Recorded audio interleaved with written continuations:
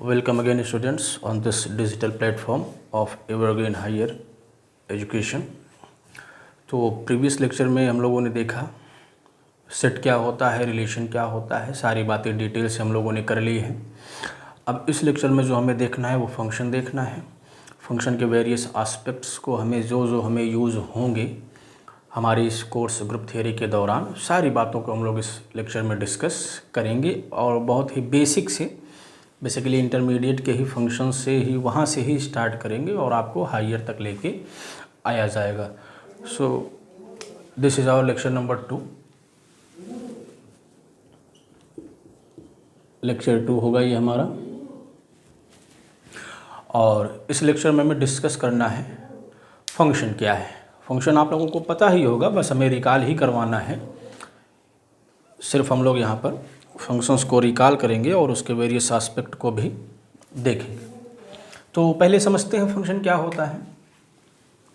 Function, what is a function. तो जैसा कि रिलेशन था, रिलेशन किसी दो सेट या किसी सेट का खुद से भी हो सकता है। Means we must have the Cartesian product of two set. अब दोनों सेट सेम ही हो सकते हैं या अलग अलग हो सकते हैं। तो फंक्शन क्या होता है, ये भी दो सेट के बीच में होता है। दोनों सेट सेम ही हो सकते हैं या अलग अलग हो सकते हैं। तो फंक्शन एक पर्टिकुलर टाइप का रिलेशन ही होता है, बस रिलेशन में कुछ रिस्ट्रिक्शंस और लगा दी जाती हैं तो वही फंक्शन बन जाता है। तो एक बार मैं डेफिनेशन आपको लिख देता हूँ, फिर समझाता हूँ फंक्शन क्या होता है। तो मान लेते हैं पहले हमारे पास कोई दो सेट हैं। Let capital A and B be any two non-empty set, be any two non-empty sets। Non-empty लिया जा रहा है ताकि कुछ एनालिसिस हो उस पर। मान लिया हमारे पास क्या है, दो नॉन-एम्प्टी सेट्स हैं।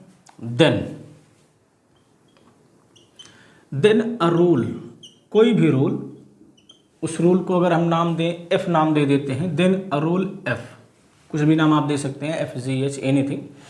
Then a rule F between A and B, means F कोई रूल है जो A और B के बीच में अप्लाई हो रहा है। Then a rule F between A and B, then a rule F between A and B which associates, जो क्या करता है, एसोसिएट करता है, which associates each element of set A, each element which associates each element of set A to a unique element of B, to a unique element of B। अब ये rule कुछ भी हो सकता है, कैसे भी डिफाइन किया जा सकता है। To a unique element of B, पहले वर्डिंग में से समझते हैं।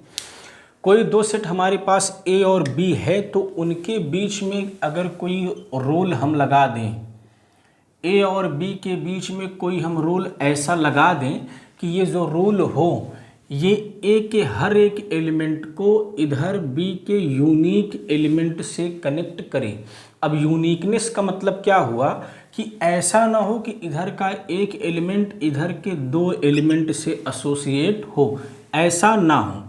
ऐसा हो सकता है कि A के दो एलिमेंट एक से एसोसिएट कर रहे हों, क्योंकि उस केस में A के लिए ये वाला C यूनिक होगा और B के लिए भी ये वाला C यूनिक होगा। तो ये अलाउड है, ये अलाउड नहीं है। ये इसके यूनिकनेस का मतलब हुआ कि यूनिक एलिमेंट का मतलब क्या है कि किस सेंस में हम इसे देखें कि यूनिक एलिमेंट से एसोसिएट कर रहा है। अब इसे अगर हमें मैथमेटिकली डिफाइन करना हो, मैथमेटिकली बताना हो, तो इन सब बातों का सिर्फ इतना मतलब है, दैट इज, इन बातों का ये मतलब हुआ, दैट इज, अगर हम सेट A में कोई भी एलिमेंट लेते हैं, for all A belongs to A, तो एक एलिमेंट हमें B का ज़रूर मिलेगा। There exist B belongs to B such that कि ये जो F होगा वो A को किससे मिला देगा, B से एसोसिएट करा देगा।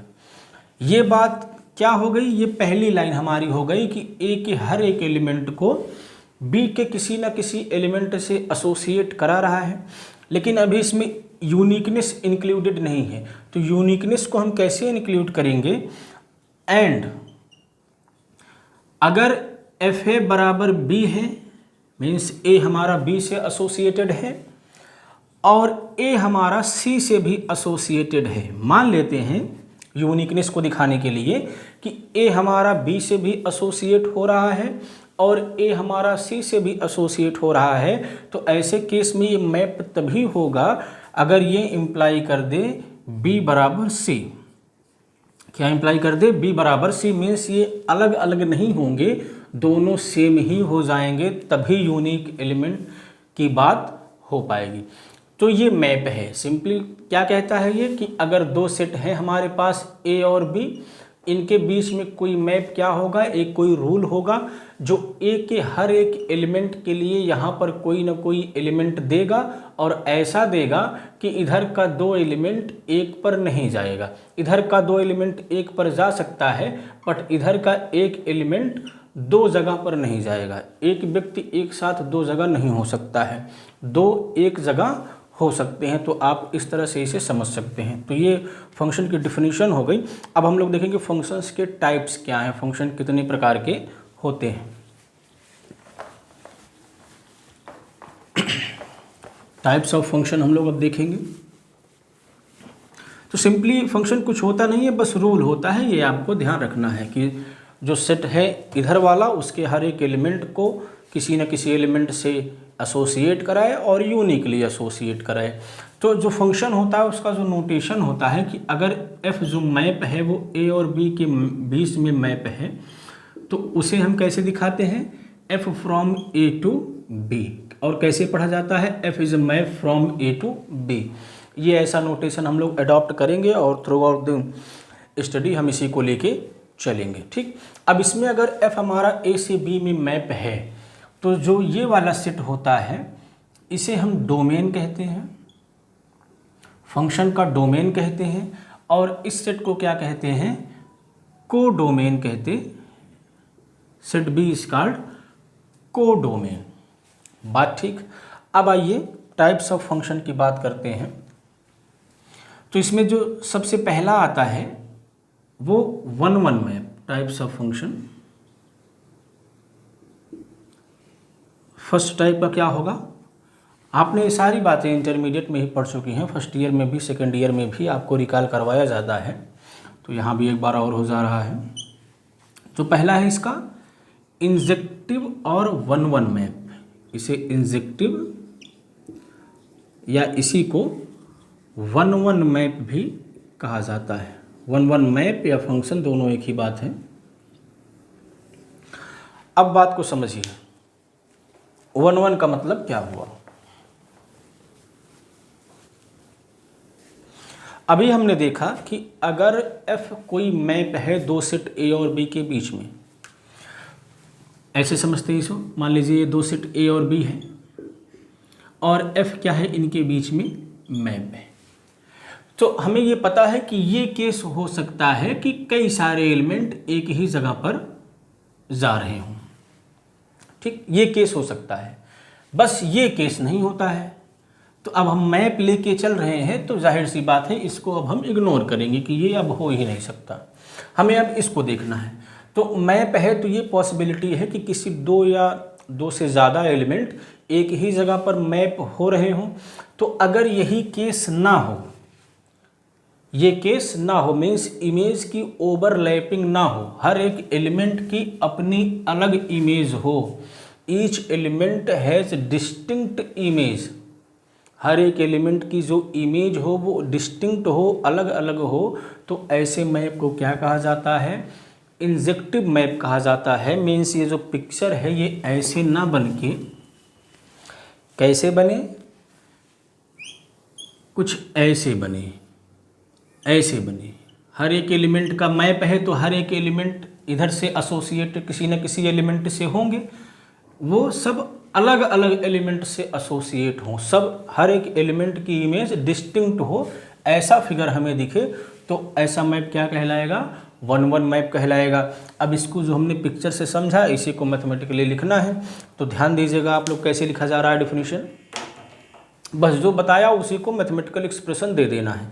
ये कह रहा है कि अगर कोई दो एलिमेंट की इमेज बराबर हो, बात को समझिएगा कि कैसे ये हमारी बात को एक्सप्रेस कर रहा है।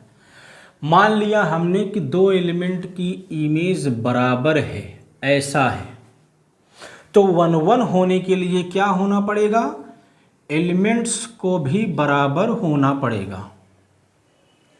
एलिमेंट्स को भी बराबर होना पड़ेगा मीन्स ये जो लाइन यहाँ से अलग अलग जगह से निकल रही है इसको भी ओवरलैप होके ऐसा होना पड़ेगा, तब ये मैप क्या कहलाएगा, 1-1 कहलाएगा।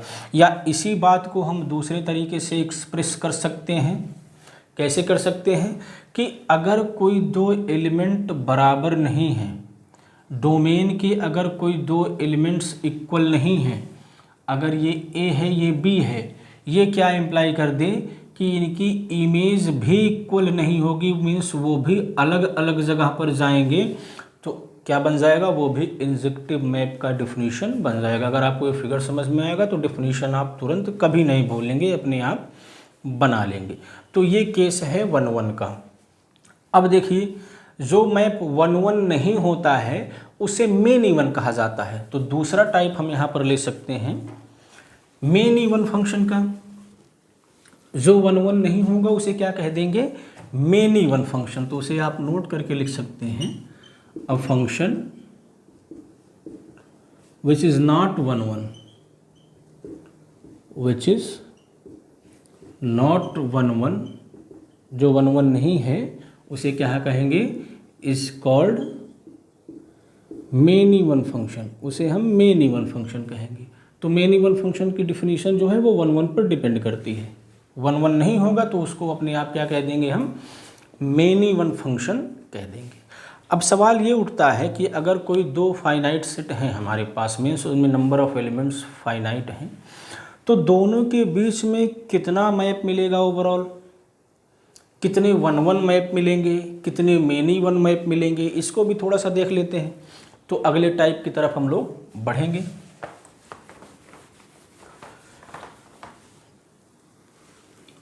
चलिए मान लिया हमने कि दो सेट है हमारे पास।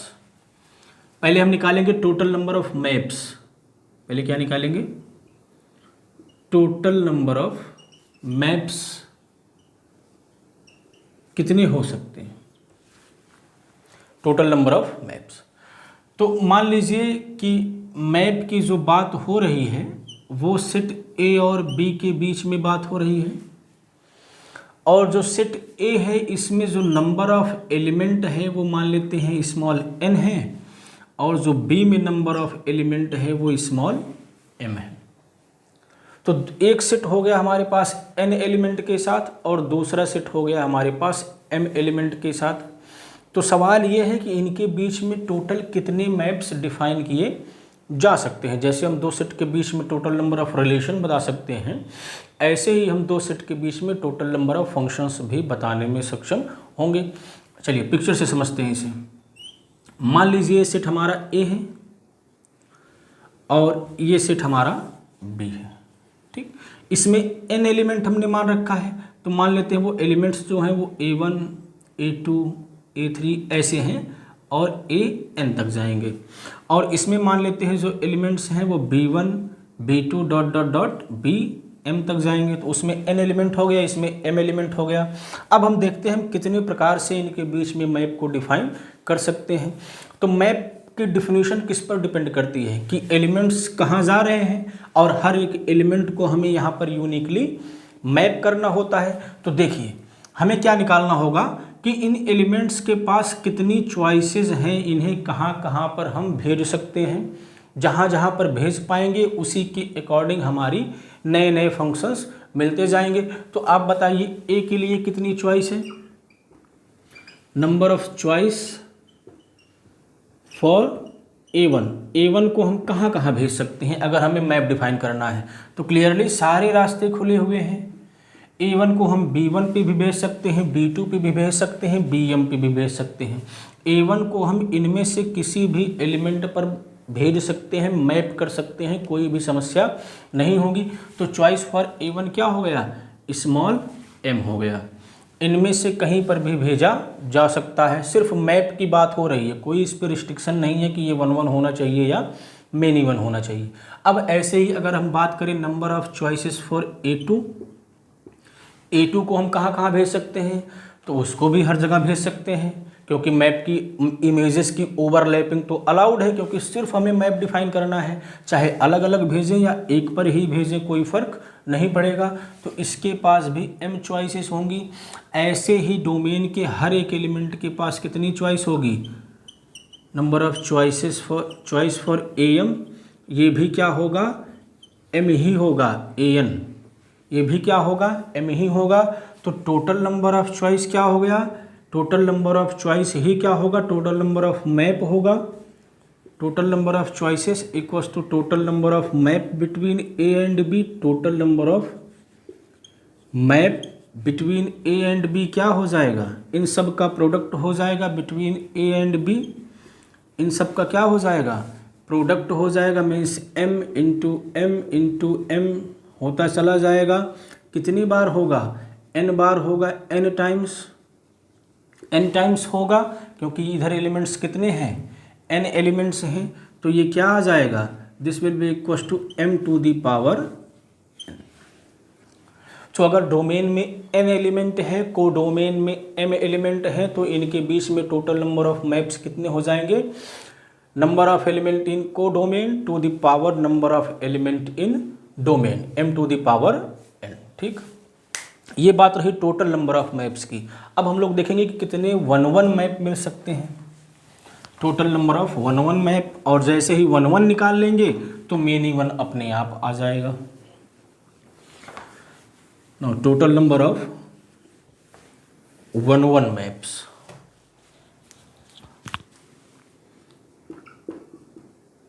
Total number of 1 1 maps. फिर से वही बात करते हैं कि सेट A में n एलिमेंट है और सेट B में m एलिमेंट है। पिक्चर बना लेते हैं। इसमें हो गया A1 A2 AN, और हमारे दूसरे सेट में हो गया B1 B2 dot dot dot BM। इतने एलिमेंट हो गए, और इनके बीच में हमें टोटल नंबर ऑफ 1 1 मैप्स निकालने हैं। मीन्स इनके लिए अल्टीमेटली हमें चॉइसेस पता करनी है, टोटल कितनी चॉइसेस हैं। तो अब बताइए 1 1 डिफाइन करना है, तो number of choice for A1 क्या होगा, A1 के लिए कितनी चॉइस होगी, number of choice for A1 पहला एलिमेंट है और इस पर अभी कोई भी एलिमेंट मैप नहीं हुआ है, तो कहीं भी भेज सकते हैं। तो इसके लिए चॉइस क्या हो जाएगी, स्मॉल m, इसे कहीं भी भेजा जा सकता है। अब ख्याल रखिए, अब हमें 1 1 मैप निकालना है। तो A1 को अगर हम कहीं पर मैप कर दिए, A1 को कहीं पर भी अगर हम मैप कर दिए, तो अब उस पर किसी और एलिमेंट को मैप नहीं कर पाएंगे, अदरवाइज ओवरलैपिंग हो जाएगी, तो मैप 1 1 नहीं रह जाएगा। तो अगर हम number of choice for A2 निकालें, number of choice for A2 निकालें, तो वो क्या आ जाएगा, एक चॉइस हमारे पास कम हो जाएगी, क्योंकि A1 किसी न किसी एलिमेंट पर मैप हो गया है। तो ये क्या हो जाएगा, m-1 हो जाएगा, एक चॉइस हमारे पास कम हो जाएगी। ऐसे ही अगर number of choice for A3 हम लिखना चाहें तो कितना आ जाएगा, number of choice for A3 क्या आ जाएगा। अब हमारे पास इसकी चॉइस कम हो गई, 2 चॉइसेस कम हो गई, तो m-2। तो देखिए, अगर ये सफिक्स में 1 है तो यहाँ से 0 घटा है, 2 है तो 1 घटा है, 3 है तो 2 घटा है। ऐसे ही जब AN के लिए चॉइस लिखेंगे तो कितना घटेगा, m-1 घट जाएगा। क्या हो जाएगा ये, now continuing this process, number of choice for AN क्या हो जाएगा, तो m में से n-1, यहाँ से एक कम घट रहा है, तो m-n-1 हो जाएगा। बात ठीक है। So total number of choice क्या हो जाएगी, so total number of choice ना लिख के डायरेक्ट हम लोग total number of on one map लिखते हैं। Total number of one one और इंजेक्टिव मैप क्या हो जाएगा, that will be the product of these numbers m m-1 and m-n-1, इनका प्रोडक्ट हो जाएगा। और आप देखेंगे ये कुछ नहीं है, ये MP-n है। परमुटेशन आपको पता होगा, आप इसे कंप्यूट करेंगे तो यही क्वांटिटी आपको मिल जाएगी। तो ये तरीका हुआ total number of one one map. वो आपको सिंपली ये फॉर्मूला याद रखना है, क्योंकि कंपटीशन एग्जाम में डायरेक्ट, कॉम्पिटिटिव एग्जाम्स में डायरेक्ट दे देता है 2 सेट, उनमें नंबर ऑफ एलिमेंट दे देगा और total number of one one onto many one, सारी बातें जो अभी हम लोग देखेंगे ये पूछ लेता है। ठीक, तो ये बात आपको क्लियर हो गई होगी। अब आगे बढ़ते हैं। अच्छा, अब total number of many one function क्या हो जाएगा, यहाँ से यहीं से हम निकाल सकते हैं total number of many one function. Many one क्या होता है, जो वन वन ना हो, तो टोटल फंक्शन में से वन वन को निकाल देंगे तो जितने भी बचेंगे वो मेनी वन बचेंगे। तो total number of many one function क्या हो जाएगा, total number of many one function will be, total number of maps क्या हो गए थे, m to the power n, number of element in codomain to the power number of element in domain, and minus total number of one one maps. अब जो बचा वो many one ही बचा, तो total number of many one maps आपको यहाँ से मिल जाएगा। ठीक, अब आगे बढ़ते हैं फंक्शन की अगली टाइप की तरफ।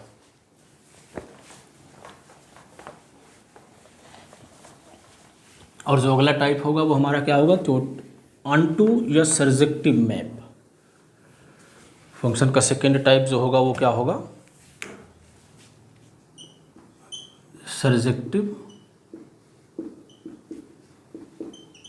थर्ड टाइप होगा one one onto, one one और मेनी वन हो गया है, सर्जेक्टिव, या इसी को ऑन टू मैप भी कहा जाता है। अब फिर से पिक्चर से समझते हैं इसे कि सर्जेक्टिव मैप क्या होता है। मान लीजिए फिर से 2 सेट है हमारे पास, A और B। ठीक, A और B, और इनके बीच में कोई मैप हमारे पास F है। तो हमें पता होता है कि इधर का कोई भी एलिमेंट छूटना नहीं चाहिए, ये किसी न किसी से रिलेटेड होगा और कैसे भी होगा, बस यूनिकली जाना चाहिए। तो ये बात तो होती है मैप में कि डोमेन का हर एक एलिमेंट की हमें इमेज मिलेगी कोडोमेन में, लेकिन ये बात नहीं होती है कि इधर का भी हर एक एलिमेंट उधर के किसी न किसी एलिमेंट से एसोसिएटेड होना चाहिए। मीन्स इधर के एलिमेंट्स छूट सकते हैं, उधर के एलिमेंट नहीं छूटने चाहिए, वो फंक्शन के डिफिनीशन में ही इंक्लूडेड है, लेकिन इधर के एलिमेंट्स छूट सकते हैं। बस यही केस अगर ना हो, मीन्स इधर के भी हर एक एलिमेंट उधर के किसी न किसी एलिमेंट से जुड़े हुए हों, मीन्स इधर के एलिमेंट की कोई ना कोई प्री इमेज हमें कैपिटल A में डोमेन में मिले, तो ऐसा मैप क्या बन जाता है, सर्जेक्टिव मैप या ऑनटू मैप बन जाता है। अब इसको मैथमेटिकल एक्सप्रेशन हम लोग कैसे देंगे, जो हमने बात कही वो क्या कहा, for all B belongs to B। इसमें अगर हम कोई भी एलिमेंट लेते हैं तो उसके लिए हमें इधर एक एलिमेंट ज़रूर मिल जाए, कम से कम एक एलिमेंट, क्योंकि ऐसा केस हो सकता है कि जो इधर का एलिमेंट है वो किसी 2 या 2 से ज़्यादा एलिमेंट का इमेज हो, बट कम से कम एक हमें उधर एलिमेंट मिलना चाहिए। There exist at least one element, one A belongs to A such that कि FA बराबर क्या हो जाए, B हो जाए, B क्या हो जाए, A से एसोसिएटेड हो जाए। ठीक, इसका सिंपली यही मीनिंग है कि अब कोडोमेन के एलिमेंट्स भी छूटने नहीं चाहिए, हर एक एलिमेंट का हमें प्री इमेज, कम से कम एक प्री इमेज मिलना चाहिए, क्योंकि एलिमेंट का एक से ज़्यादा प्री इमेज होने की संभावना पूरी होती है। ठीक, तो ये बात हो गई ऑनटू की। अब जो फंक्शन ऑनटू नहीं होता है उसे क्या कहते हैं? A function which is not onto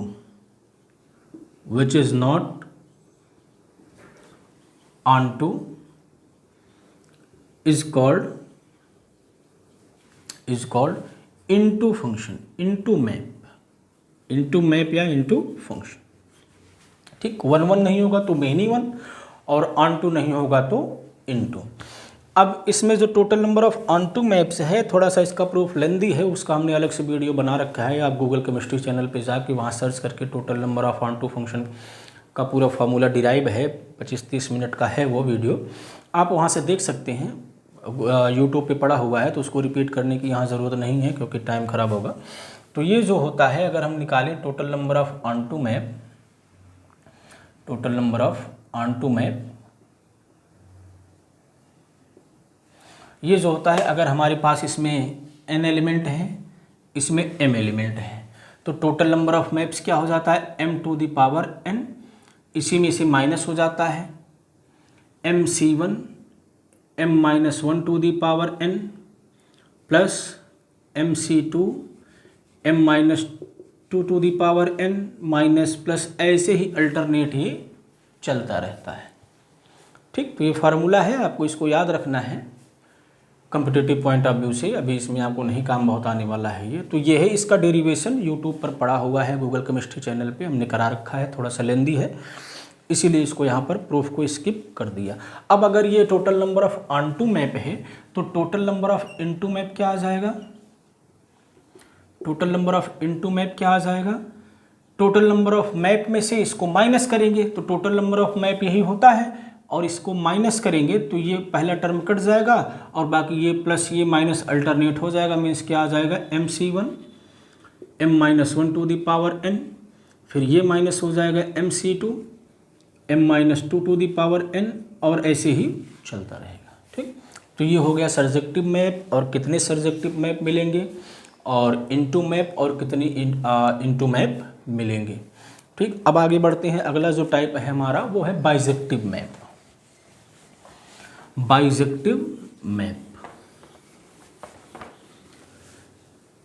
तो बाइजेक्टिव मैप भी आपको पता होगा, ऐसा मैप जो 1-1 भी हो और onto भी हो, साइमल्टेनियसली 1-1 एंड onto। तो ऐसे मैप को हम लोग क्या कहते हैं? Bijective map. Third one, fifth one, bijective map. तो ये क्या है? A function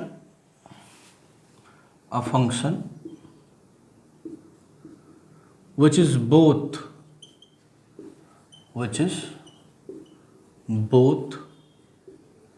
1-1 and onto, 1-1 and onto, जो दोनों हो वो क्या होगा? बाइजेक्टिव मैप होगा। अब थोड़ा सा हम लोग जो बात करेंगे वो नंबर ऑफ एलिमेंट फंक्शन के टाइप्स से कैसे रिलेटेड है इसकी बात करेंगे। अब पहले आते हैं, फिर से हम लौट के 1-1 पे लौट के आते हैं। इसे आप नोट करके लिख लेंगे, जो पहला नोट होगा।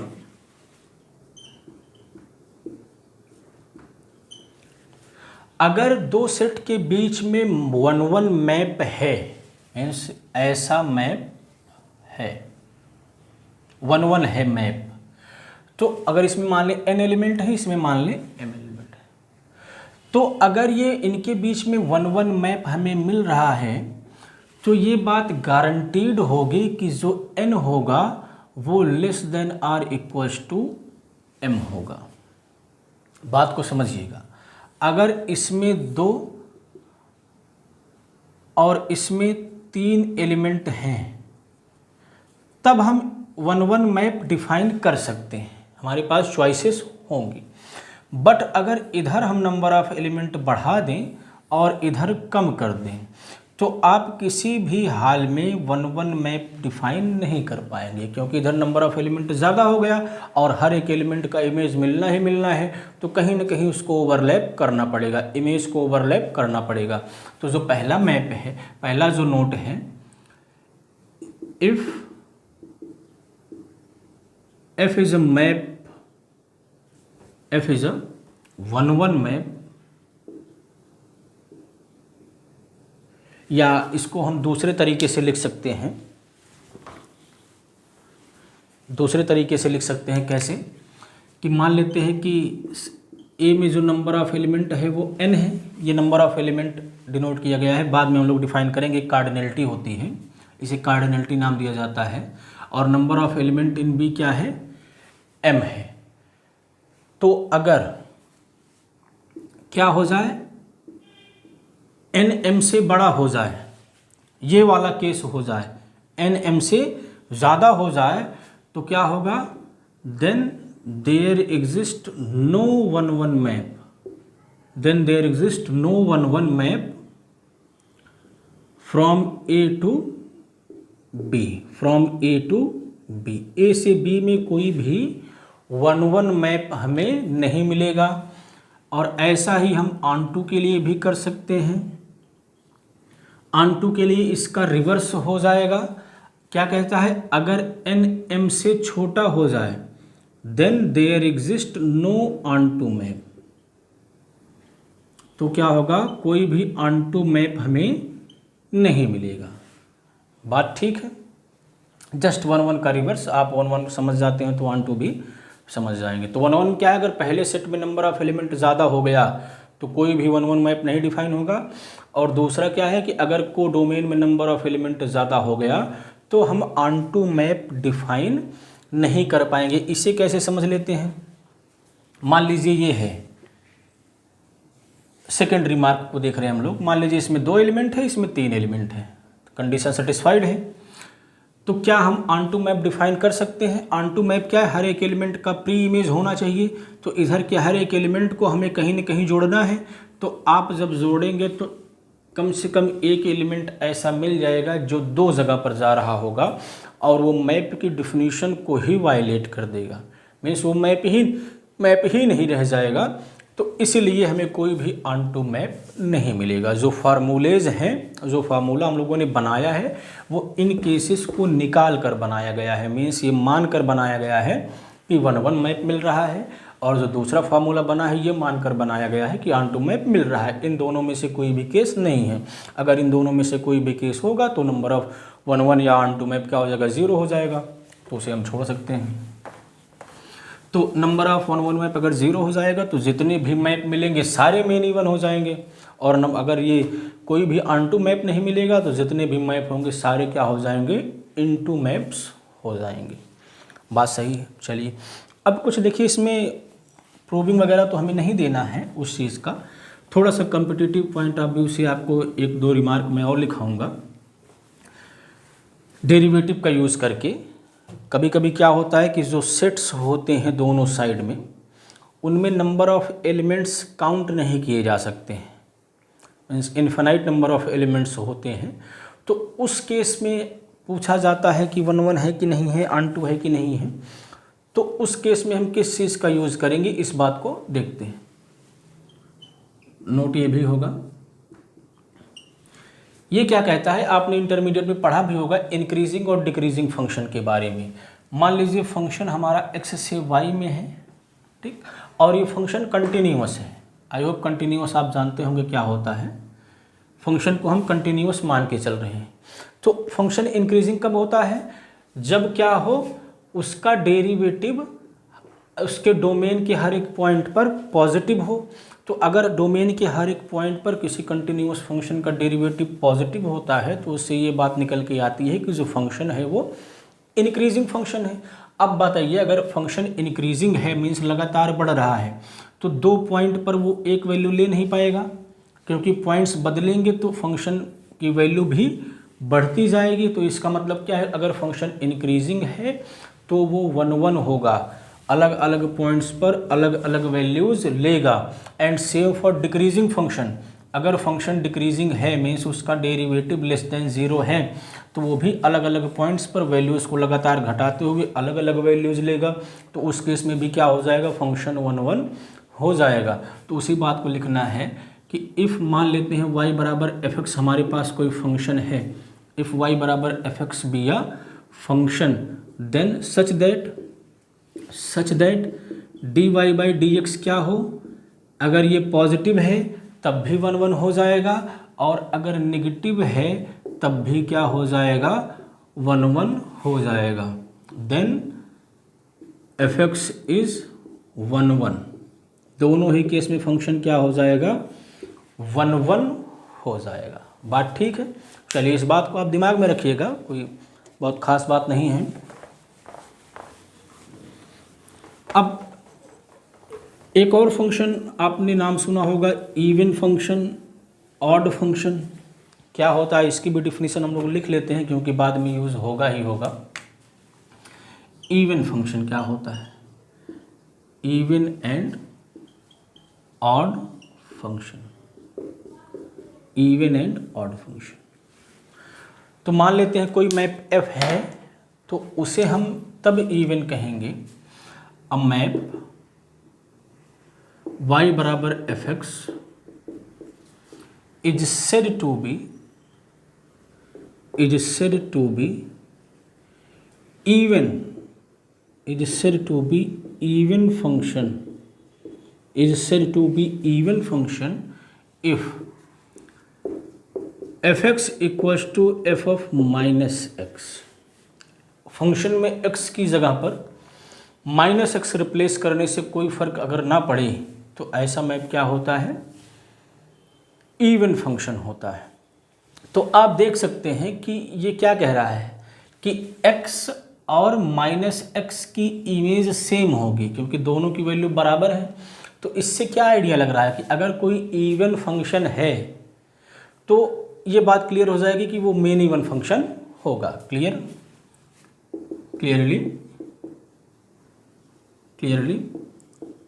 Even function is main even. कभी कभी होता है कॉम्प्लेक्स फंक्शन दे देगा आपको, पूछेगा 1 1 है, ऑन 2 है कि नहीं है, आप डायरेक्टली थ्योरी का यूज़ करके नहीं देख पाएंगे तो आप कभी कभी चेक करेंगे कि वो इवन निकल गया तो अपने आप क्या हो जाएगा, वो मेन इवन हो जाएगा। अब ऑड फंक्शन क्या होता है, ऑड फंक्शन बस यहीं पर थोड़ा सा चेंज आएगा, अगर x की जगह पर माइनस एक्स रखने से वो क्या हो जाए, माइनस बाहर आ जाए, तो ऐसे मैप को क्या कहते हैं, ऑड फंक्शन या ऑड मैप कहा जाता है। बात सही है। चलिए आगे बढ़ते हैं।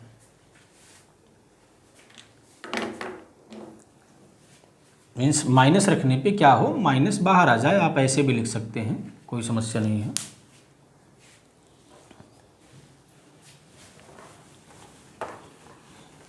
अब फंक्शंस के टाइप्स में इतना हमें लगता है सफिशिएंट है और इसके टाइप्स के बारे में और बात करने की ज़रूरत नहीं है।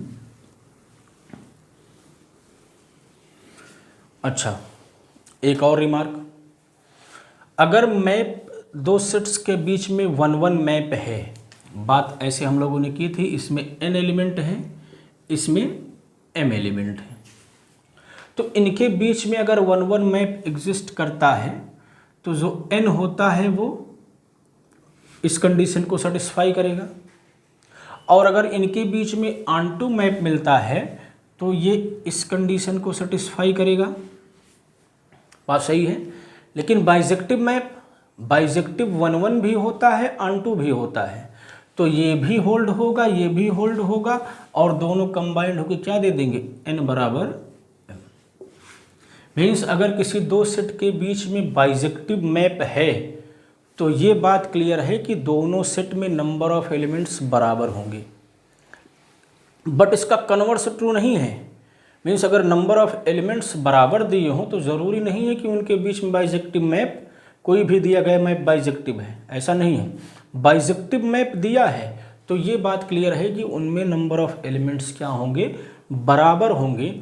इस चीज़ का यूज़ हम लोग फ्रिक्वेंटली करेंगे थ्रू आउट दिस पेपर कि हमें क्या दिखाना होगा कि किसी दो सेट में किसी दो ग्रुप के ऑर्डर सेम है, तो हम क्या करेंगे, उन ग्रुप्स के बीच में एक बाइजेक्टिव मैप फाइंड आउट कर लेंगे, और जैसे ही बाइजेक्टिव मैप फाइंड आउट कर लेंगे तो अपनी बात, हमारी बात प्रूव हो जाएगी कि क्या है, दोनों जो ग्रुप्स का ऑर्डर है वो बराबर है। तो इस बात को रिमार्क करके लिख लेते हैं, if we have to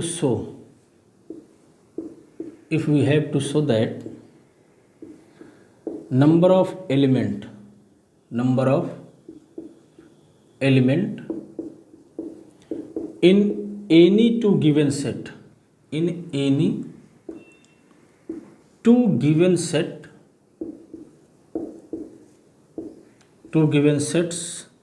are equal, then we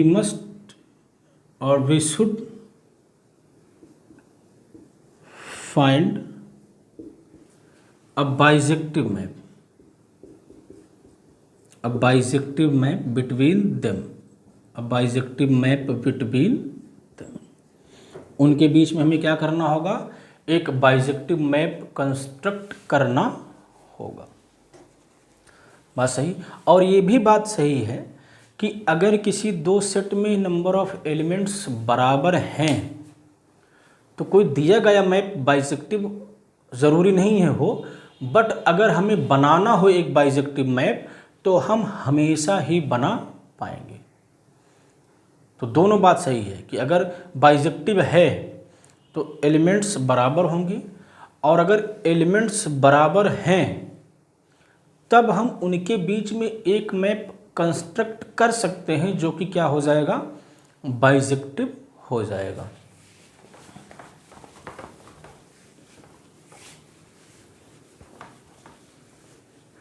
चलिए आगे बढ़ते हैं। तो हम लोगों ने देख लिया मैप क्या होता है, उसके टाइप्स देख लिए, कितने मैप्स किस प्रकार के कितने मिलते हैं, ये बात भी देख ली। अब थोड़ा सा हम लोग आते हैं, कंपोजिशन ऑफ मैप क्या होता है। डिफिनीशन है ये, composition of maps. Composition of maps, पहले पिक्चर से समझेंगे, उसके बाद डिफिनीशन मैथमेटिकल लिखेंगे।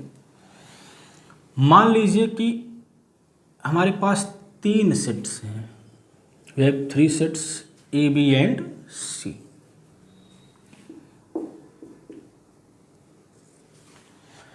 एक मैप एफ हमारा ए से बी में है, और जो दूसरा मैप है वो हमारा बी से सी में है। तो ये नेसेसरी कंडीशन होती है कि अगर कंपोजिशन हमें बनाना है किसी दो मैप का, तो पहले का जो कोडोमेन है वो दूसरे के डोमेन से ओवरलैप करना चाहिए, ठीक। या ऐसा हो सकता है कि इसका वो कंटेंड हो, बट कॉमन इंटरसेक्शन फाई नहीं होना चाहिए। तो सिंप्लिसिटी के लिए हमने इसका कोडोमेन इसके डोमेन के ही बराबर ले लिया, क्योंकि डिफिनीशन हमको समझना है। अगर ये समझ में आ जाए तो वो बात आप अपने आप एनालाइज कर पाएंगे। तो ऐसा अगर है तो एक मैप यहाँ से यहाँ हम बना सकते हैं इन दोनों की मदद से, और उसी मैप को क्या कहा जाता है, कंपोजिशन ऑफ एफ एंड जी, और उसे हम लोग डिनोट करते हैं GOF से। किससे? GOF से लिखा गॉफ जाता है, लेकिन इसे पढ़ते क्या है, एफ कंपोजिट जी। कैसे पढ़ते हैं इसे? एफ कंपोजिट जी, उल्टा पढ़ा जाता है एफ कंपोजिट जी। बात सही है। अब ये डिफाइन कैसे होता है, बात बीच वाले को हमने एलिमिनेट कर लिया, तो जो गॉफ होगा एफ कंपोजिट जी होगा, ये मैप होगा कहाँ से कहाँ में, पहले से तीसरे सेट में, और इसे हम लोग डिफाइन क्या करते हैं, डिफाइंड बाई। अब बात देखिएगा इसकी डिफिनीशन कैसे बनती है। मीन्स ये जो मैप है ये एलिमेंट्स को कैसे मैप करेगा, कहाँ पर भेजेगा। मान लीजिए यहाँ पर हमारे पास एक एलिमेंट स्मॉल x है, तो जब इस पर f अप्लाई होगा तो वो इसको यहाँ कहीं भेज देगा fx पर भेज देगा। और जो अब z मैप है इस पर g अप्लाई हो जाएगा और इसे कहाँ भेज देगा, g ऑफ fx पर भेज देगा। बात ठीक है। तो क्या हुआ, x की जो इमेज थी वो g ऑफ fx आ गई और यही क्या बन जाता है, इस मैप का डिफिनीशन बन जाता है कि जो x होगा वो कहाँ जाएगा, g ऑफ fx पर जाएगा for all x belongs to a। और यही है कंपोजिशन ऑफ मैप। ठीक, तो दो मैप्स को कंबाइंड करने का तरीका है ये। जैसे फॉर एग्जांपल छोटा सा हम लें एक एग्जांपल, मान लीजिए हमारे पास एक मैप है, को डोमेन सबका बराबर लेके चल रहे हैं, सबको रियल नंबर मान ले रहे हैं, और fx हमने डिफाइन कर दिया sin x और gx हमने डिफाइन कर दिया x स्क्वायर।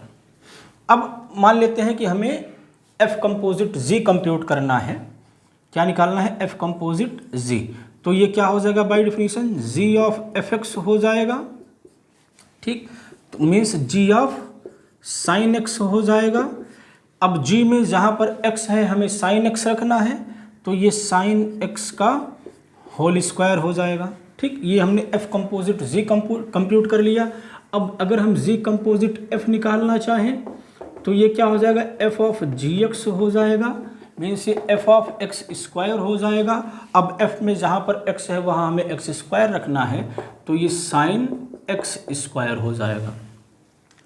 f कंपोजिट से sin x का होल स्क्वायर आया और z कंपोजिट f क्या आ गया, sin x स्क्वायर। तो इससे एक बहुत ही अच्छी प्रॉपर्टी पता चलती है कि कंपोजिशन ऑफ मैप कम्यूटेटिव नहीं होता है। कंपोजिशन ऑफ मैप कम्यूटेटिव कब कहा जाता, जब AOB बराबर BOA हो जाए। O कोई भी ऑपरेशन हो सकता है, वो कंपोजिशन प्लस माइनस एनीथिंग हो सकता है। तो अगर ऐसा होता है तो इसे कम्यूटेटिव कहा जाता है, कम्यूटेटिव प्रॉपर्टी कहा जाता है। तो हमने देख लिया f composite z composite f के बराबर नहीं है, इसका मतलब क्या हुआ, composition of map need not be commutative, हो भी सकता है और नहीं भी हो सकता है। तो इसे रिमार्क करके हम लोग लिख लेंगे कंपोजिशन ऑफ मैप। ऐसे ही बहुत सारे आप एग्जाम्पल बना सकते हैं, ये तो हमने एक ले लिया। Composition of map need not be commutative, need not be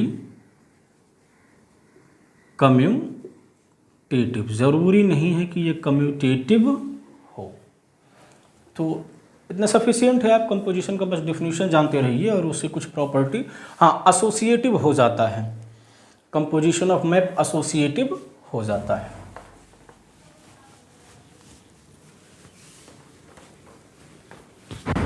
चलिए अब आगे बढ़ते हैं और आते हैं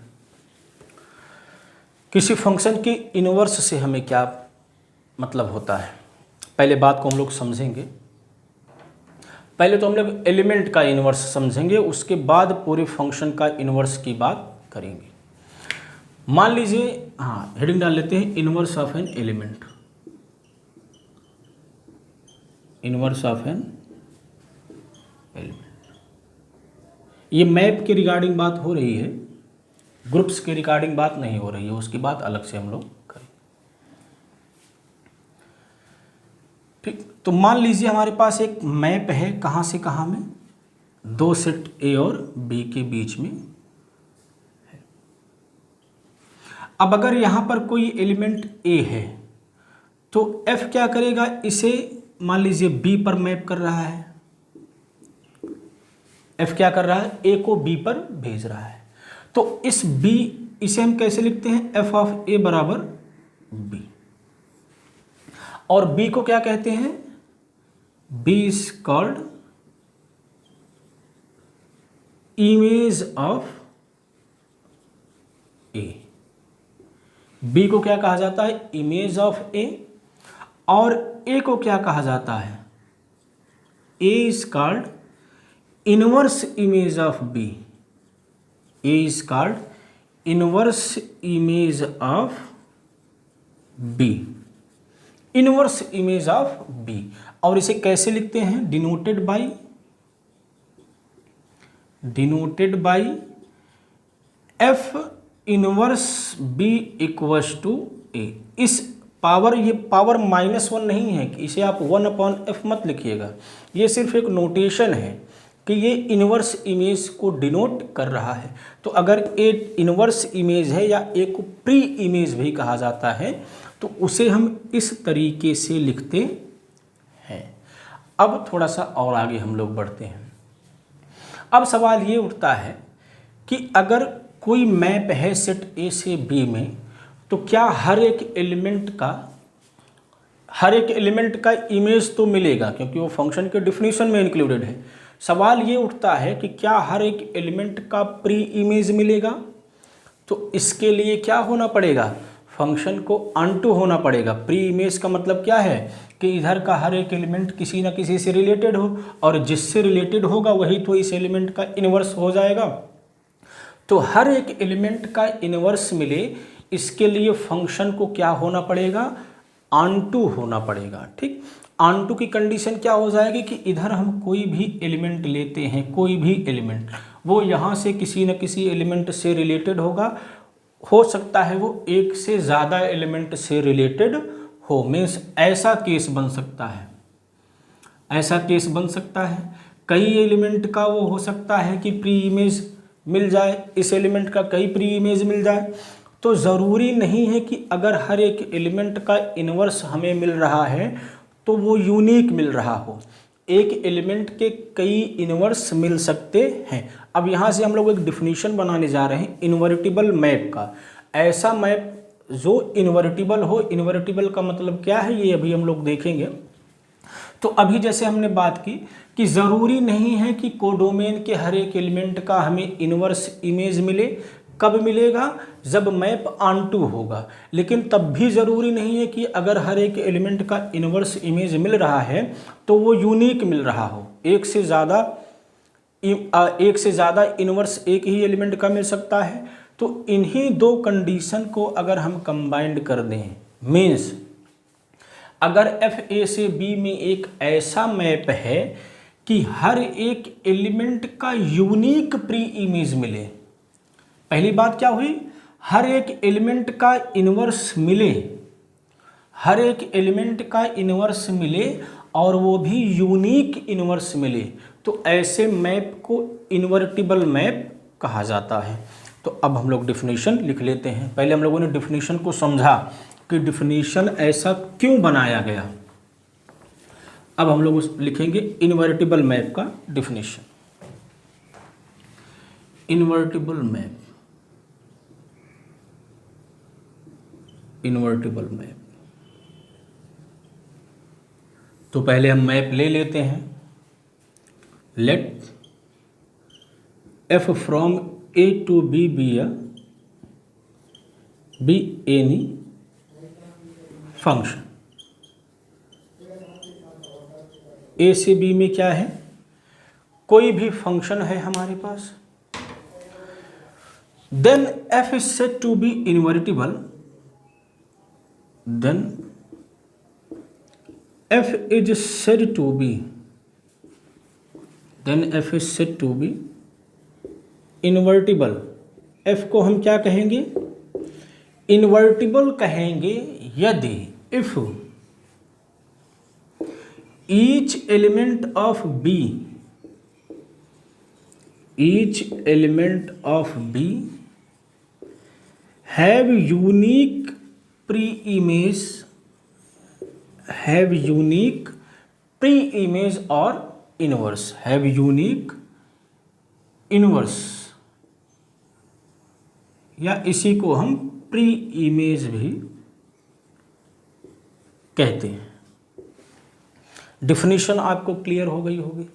अब यहाँ से एक चीज़ और हम लोग एसोसिएट करेंगे, और ये जो इन्वर्टिबल मैप है, ये कंडीशन मिल गई, कोई भी मैप इन्वर्टिबल कब होगा। ठीक, चलिए अब अगर मैप इन्वर्टिबल है तो उसकी क्या प्रॉपर्टी होगी ये हम बात देखते हैं। वो डिफिनीशन से ही निकल कर आएगी। बात हमने क्या किया, हमने मान लिया कि एफ जो इन्वर्टिबल है ये हम मान रखते हैं, ये हम मान के चल रहे हैं। तो क्या बात होगी कि इधर हम कोई भी एलिमेंट लेते हैं, वो इधर के एक ही एलिमेंट से रिलेटेड होगा। हर एक एलिमेंट की हमें प्री इमेज मिलेगी और वो भी यूनिक मिलेगी। वो भी यूनिक मिलेगी। और अगर ये मैप है तो ऑलरेडी इधर का कोई एलिमेंट छूट नहीं रहा होगा। ये बात क्लियर है भाई, इधर का जाहिर सी बात है कोई एलिमेंट छूटेगा नहीं। अब अगर ये इन्वर्टिबल मैप है तो क्या कर दिया इसने, इसको पहली बात तो ऑनटू बना दिया। इन्वर्टिबल हर एक एलिमेंट का इन्वर्स मिले, इस बात से फंक्शन हमारा ऑनटू हो गया। और यूनिकनेस से क्या हुई कि अब एक एलिमेंट एक से ही रिलेटेड है तो ये यूनिकनेस इसको 1 1 बना देगा। हर एक एलिमेंट का इन्वर्स मिले ये मैप को ऑनटू बना देगा, और हर एक एलिमेंट का यूनिक इन्वर्स मिले, यूनिक प्री इमेज मिले, ये फंक्शन को फोर्स करेगा कि उसे 1 1 होना पड़ेगा। तो बात क्या निकल के आई, कोई भी फंक्शन इन्वर्टिबल तभी होगा, इन्वर्टिबल इक्विवेलेंट हो गया बाइजेक्टिव मैप के। फंक्शन बाइजेक्टिव है तो इन्वर्टिबल होगा, और अगर इन्वर्टिबल है तो बाइजेक्टिव होगा। तो इन्वर्टिबल की एक ये इंट्यूशन से निकल के आया, बहुत कुछ करना नहीं पड़ा। तो कभी कभी इन्वर्टिबल मैप की डिफिनीशन ही यही होती है कि ऐसा मैप जो बाइजेक्टिव हो उसे क्या कहते हैं, इन्वर्टिबल कहते हैं।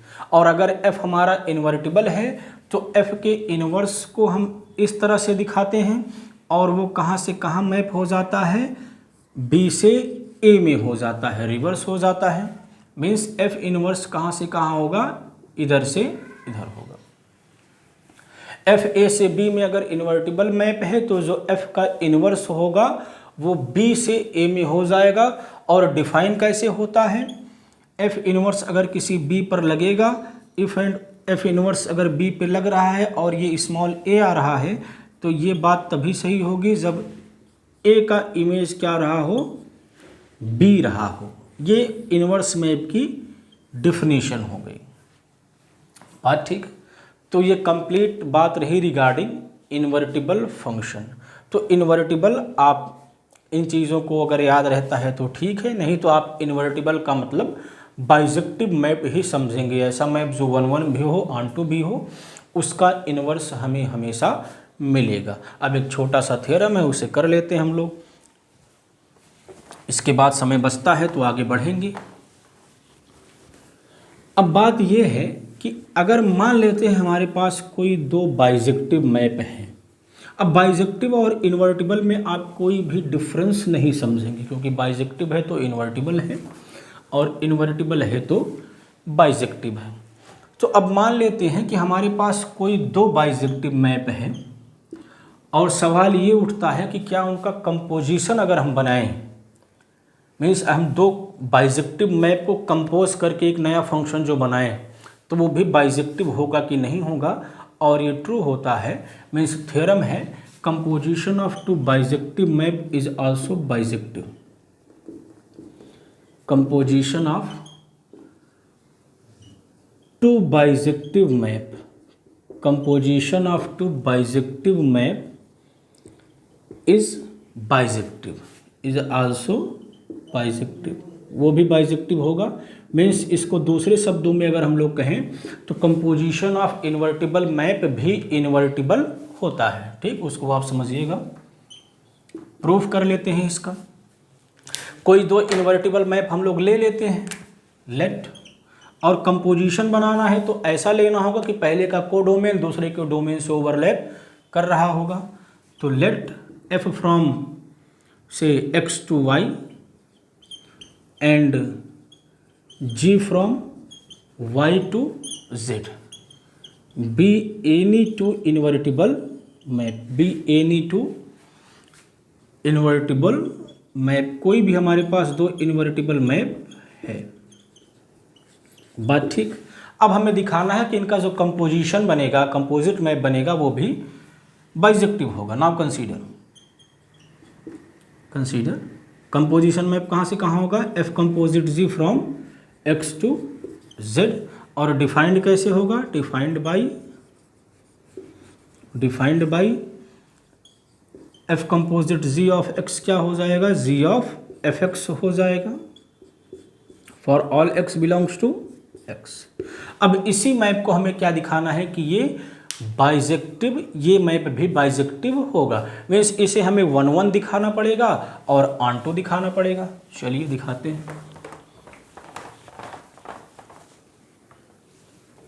1 1 होगा और ऑन टू होगा। तो पहले हेडिंग डाल लेते हैं 1 1, GOF इज 1 1। ठीक, ये 1 1 हो जाएगा।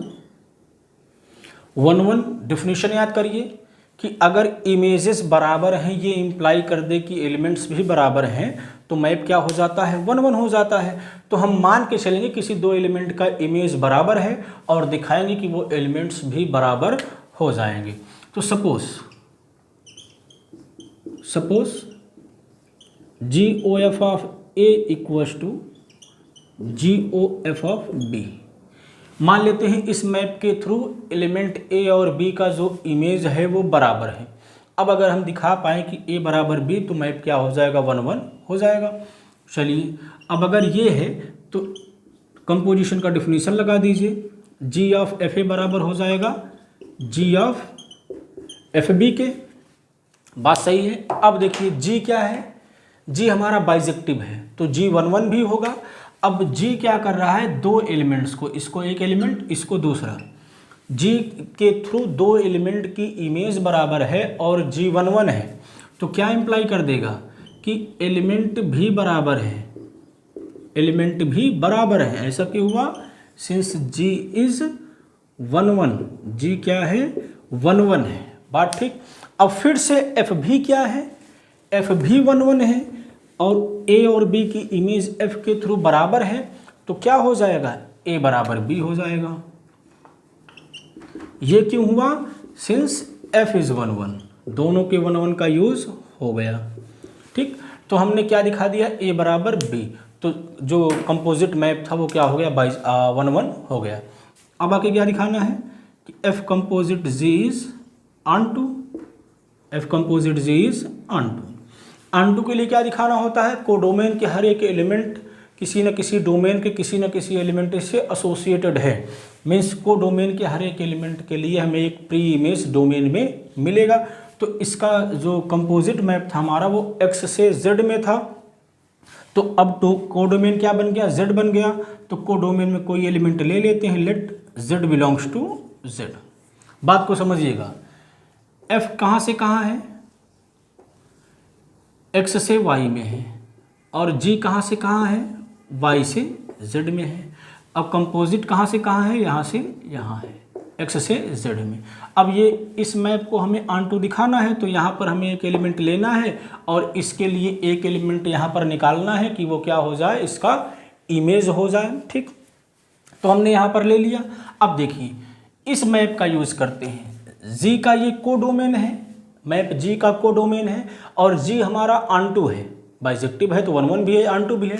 तो इस G के ऑन टू का यूज़ करके हम इस Z के लिए Y में एक एलिमेंट Y पा सकते हैं। Now since G is onto, since G is onto, ये क्या इंप्लाई करेगा, there will exist a Y belongs to Y such that, कैसा Y कि G ऑफ Y क्या हो जाएगा, Z हो जाएगा।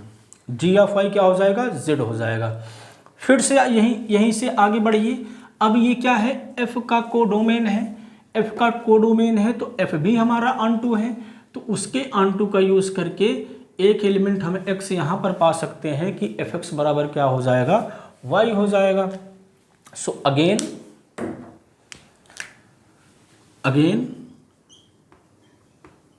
Since F is on to, this will imply there exists a X belongs to X such that Fx equals to Y।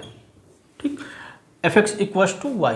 अब इसी Y की वैल्यू उठाकर यहाँ रख दीजिए, काम हमारा हो जाएगा। This will imply G of Fx क्या हो जाएगा, Z हो जाएगा। और ये क्या इम्प्लाई कर देगा, F composite G of X बराबर। तो इस Z के लिए एक X हमें X में मिल गया कि F कंपोजिट G X को कहाँ भेज रहा है, Z में भेज रहा है। मीन्स Z के हर एक एलिमेंट का प्री इमेज हमें X में इस मैप के थ्रू मिल रहा है। तो ये क्या हो गया, ऑन टू भी हो गया। 10 GOF इज ऑन टू,